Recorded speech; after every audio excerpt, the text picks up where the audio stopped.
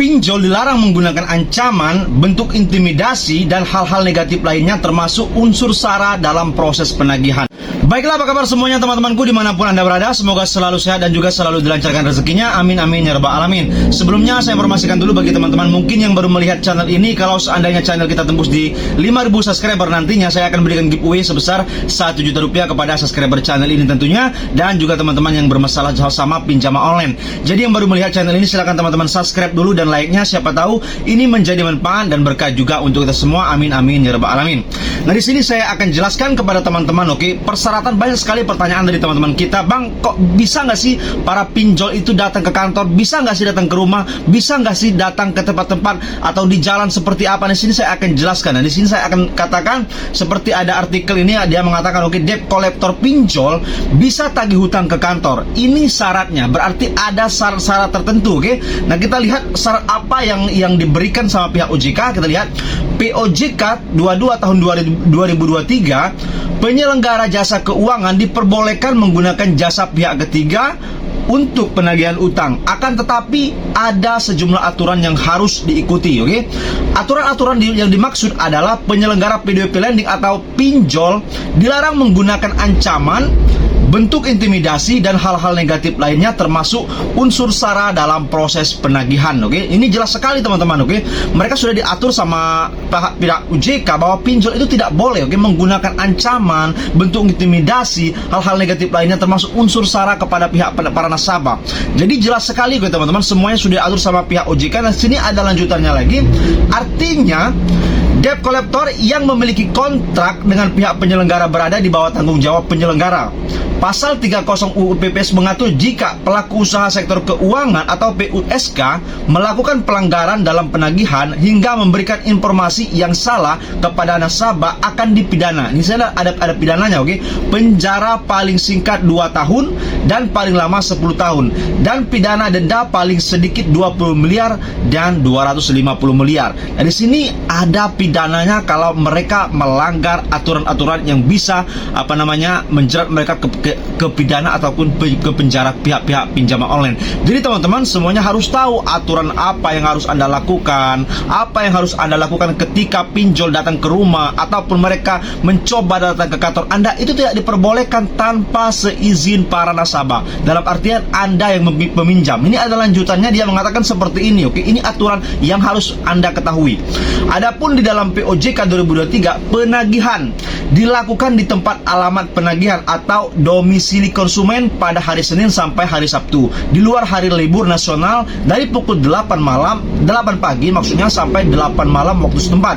Akan tetapi penagihan dapat dilakukan di tempat lain, oke? Seperti kantor dengan syarat mendapatkan persetujuan konsumen terlebih dahulu. Jadi mereka kalau seandainya secara tiba-tiba datang ke kantor Anda, itu bisa dilaporkan dan bahkan mereka bisa dipidana dan didenda sama pihak OJK karena sudah melanggar aturan yang sudah ditetapkan sama pihak OJK.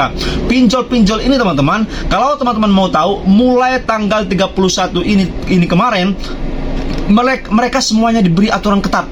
Tidak boleh penagihan macam-macam, berkata kasar ataupun tidak sopan, karena sudah diatur jalannya ataupun jalurnya sudah ditentukan sama pihak OJK.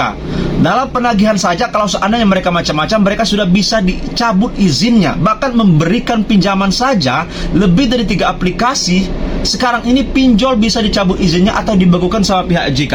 Sekarang kita lihat saja nantinya, banyakkah pinjol-pinjol berjatuhan? Kalau seandainya berjatuhan, ini berita bagus, karena kalau seandainya pinjol sudah dihapuskan, pemerintah tidak sanggup lagi di Indonesia ini jadi jadi kita balik ke model lalu, kita tidak ada pinjol tetapi kita bisa hidup dengan biasa-biasa saja, tidak ada gangguan apapun. Kok kenapa sekarang dengan adanya pinjol ini semua orang banyak yang rusak hidupnya, ketergantungan sama pinjaman online, oke? Dan banyak lagi hal-hal yang mudarat dari pinjaman online yang sudah banyak didapatkan dari pihak masyarakat semuanya, oke? Nah, di sini ada lagi selanjutnya, oke? Saya akan katakan, mungkin teman-teman juga merasakan, oke? Apa yang dilakukan dari iklan cara penagihan pinjol, oke? Nah, di sini kalau seandainya teman-teman juga merasakan, saya pribadi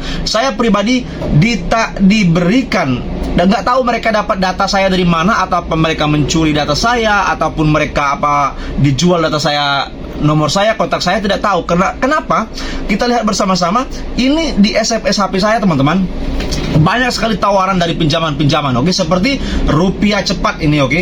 Nah, ini ada masuk ke HP saya melewat pinjaman online, rupiah cepat, pinjam duit, Krediwan, pinjam yuk, ada kami, bahkan Alobank, Easy Cash, Indodana, Kredit Pintar, bahkan ada kami, oke. Nah, mereka ini dapat nomor saya juga tidak tahu dari mana. Kok bisa mereka mengirimkan SMS menawarkan pinjaman kepada saya, tetapi saya tidak pernah mau meminjam lagi pada pinjaman online ini karena banyak sisi mudaratnya daripada maslahatnya atau yang baik-baiknya. Nah, jadi bagi teman-teman juga yang merasakan seperti ini, apa solusinya, Bang? Saya nomor ini tidak pernah meminjam pinjaman online, kok bisa mereka dapat mengirimkan pesan-pesan ataupun promo-promo pinjol ke HP saya pribadi, oke? Jadi saya tidak tahu apa mereka bekerja sama providernya ataupun data kita dijual atau bagaimana, kita tidak tahu, oke? Data kita sangat rawan sekali di Indonesia ini, teman-teman. Apa namanya, pelindungan data konsumen ini banyak yang tidak dijual belikan, banyak yang salah paham, mungkin banyak yang tidak aman. Dimanapun data kita ini sekarang sudah banyak yang tidak aman. Jadi bagaimana ke depannya kita berharap ke siapa lagi kalau tidak kepada pihak pemerintah. Bahkan pinjol-pinjol ini teman-teman, apalagi kalau seandainya berhubungan sama pinjaman online yang ilegal, yang tidak resmi OJK, itu sangat-sangat berbahaya. Banyak data-data yang disebarluaskan di media sosial dengan mengancam-mengancam, habis itu bahkan dipinjolkan ke tempat-tempat lain. Bahkan ada teman-teman kita yang melaporkan tidak pernah meminjam, tahu-tahu tiba-tiba ada pinjaman, uang masuk ke dalam rekening pribadi. Itu kan sangat-sangat dahsyat, sangat-sangat tidak masuk akal. Orang tidak mau hutang dipaksa ngutang. Itu banyak sekali pinjaman-pinjaman online yang ilegal khususnya, oke? Jadi teman-teman, data itu sangat penting. Jangan pernah Anda berhubungan sama pinjaman online yang ilegal. Takutnya terjadi hal-hal yang seperti ini tadi, oke?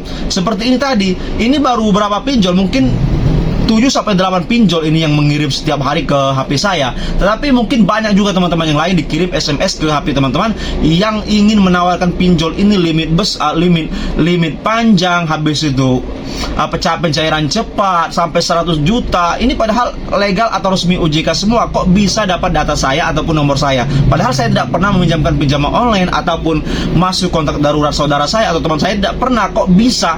Jadi saya tidak tahu data sekarang ini kok bisa sangat rawan diacak-acak, atau apakah mereka mengambil dari provider atau dari mana.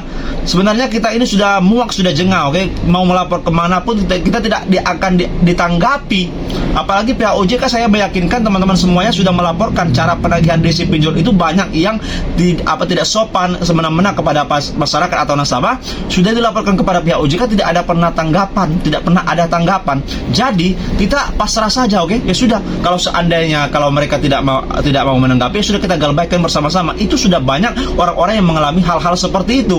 Jadi saya harapkan kepada teman-teman semuanya, kalau yang belum berurusan sama pinjaman online, jangan pernah berurusan sama pinjaman online, karena banyak rusaknya daripada tidak rusaknya, oke? Saya rasa teman-teman lebih paham apa yang saya jelaskan ini, oke? Jangan pernah lagi berurusan sama pinjaman online. Kita harapkan pemerintah silakan hapuskan, Pak. Tidak ada gunanya lagi pinjaman online ini. Banyak orang ketergantungan, rusak hidup, habis itu banyak yang mengakhiri hidup gara-gara pinjaman online. Banyak mudaratnya daripada yang baik-baiknya pinjaman online di Indonesia ini, oke? Karena masyarakat kita masih banyak yang minim literasi keuangannya. Jadi ini saja teman-teman yang bisa saya sampaikan. Kurang lebihnya saya mohon maaf. Wabillahi taufiq wal hidayah. Wassalamualaikum warahmatullahi wabarakatuh. Berjumpa lagi lain waktu. Terima kasih.